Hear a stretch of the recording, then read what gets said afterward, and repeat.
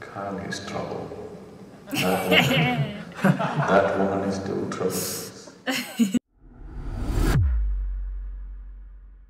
Namaste, world raisers, welcome back. Today we're going to watch Who is Kali by Sadhguru, and it was requested by For Fitness Sake.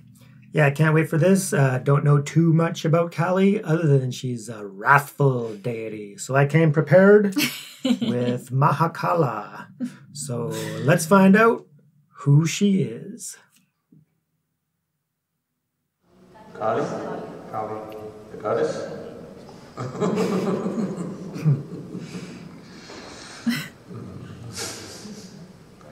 Kali is trouble. That woman is too troublesome. You need a different kind of skill to manage a woman like that. Because in India, various kinds of gods have been, goddesses especially, have been created. When I say created, this is an unbounded energy, but certain beings who wanted to use this for certain purposes in certain directions, when they have a certain sense of crystallized consciousness, they created certain forms, some pleasant, some fierce, some other ways, so that they could be used for specific dimensions of your life. It is like education is education, but now you have so many branches, isn't it, well established. Otherwise, there was a time when education means everybody learned everything. Now it's all specialization, isn't it? Like this, they made energy to different ways so that it's available to different people in different ways as they need it for certain aspects of their life. Kali is a very fierce one. In many ways, she is very easily approachable compared to other forms, much more easily approachable, but at the same time, very, very fierce. When you invite somebody very fierce, if you don't know how to manage, it may eat you up. Oh yeah. There are others which are even more fierce, terrible ones are there, but they all have a purpose. This has all been created by certain yogis in the past. They have crystallized them and they are just there.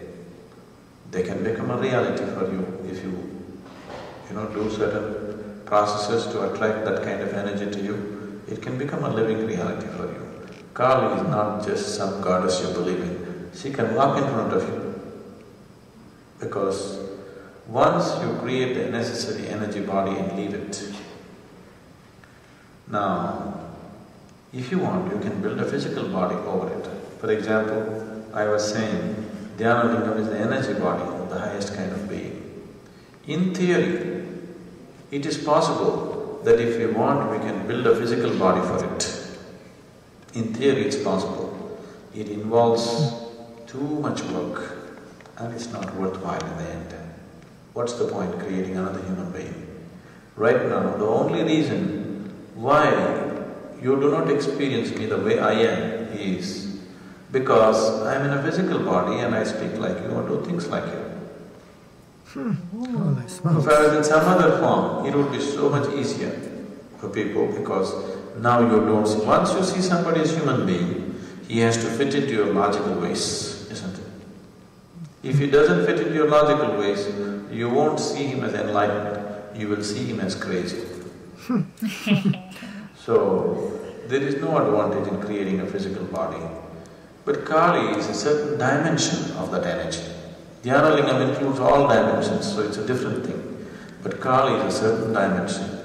They created it and left it loose. So it's been enshrined in many places in certain ways. One can approach it. Very powerful force in the existence. And Kali is not the only one, there are others, Lakini, there are so many of them, which are all part of the yogic lore and yogic traditions. But usually we don't enter those spaces with people because for most people it's not needed, such things. It's only for people who want to do certain things with the world, who need to know these things. Others who are just seeking their own liberation need not even believe such things, need not even enter such spaces, because it has so many complexities. It's like trying to play the Creator, you know. There's too many complexities in it. For more on Sadhguru, visit www.𝐸𝐴𝐴foundation.org. Yeah, I loved it.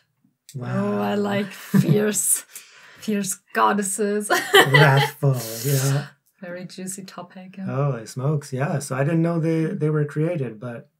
No, I didn't quite understand that. So maybe very advanced yogis would meditate on these forms for some sort of tantric purposes, perhaps. So it reminded me a little bit of Tibetan Buddhism and the tantric practices in there. There's a lot of wrathful deities. Yeah, Mahakala is one, and yeah, these beings. So I like how he described it as energy beings. So, and that anybody can approach them, but be cautious, and it's not for everybody. Even if you're just pursuing enlightenment, you might not want to go there. So, specific purposes in the world for some people. But which one? Want that kind of energy? I'm not sure. So it's very vague. We didn't get too much information about Kali, so we'll have to watch more videos to find out more. But just a very fierce energy. So yeah, because how I understood the Tibetan deities, the wrathful ones they call them, is that you use when you have a lot of anger and things, a lot of negative energies already, and then you can, I don't know, practice the deity and channel the energy somehow, and I don't know. They're used to really cut the ego down to size, cut off pride and ignorance. Sometimes they got the sword, right? So cutting out ignorance and delusion and the negative aspects of the ego, and you see a lot of them stomping on skulls and standing on bodies. Kali too. I bought a Kali statue in Kathmandu. Oh yeah, I remember. For a friend in the UK. Yeah, it was really. And I still have the picture, so I'm gonna put that wrathful. Yeah. So. Yeah, with the tongue out and Yeah, totally. So I'm gonna steer clear of Kali for now. And I'm not sure if I'm ready to go there just yet, but I'm intrigued and maybe going to listen to more. We will. So thank you so much for joining us. If you enjoyed that video, please let us know down in the comments. And of course, hit that like button and subscribe. Really, really helps the channel. And so thank you so much for joining us.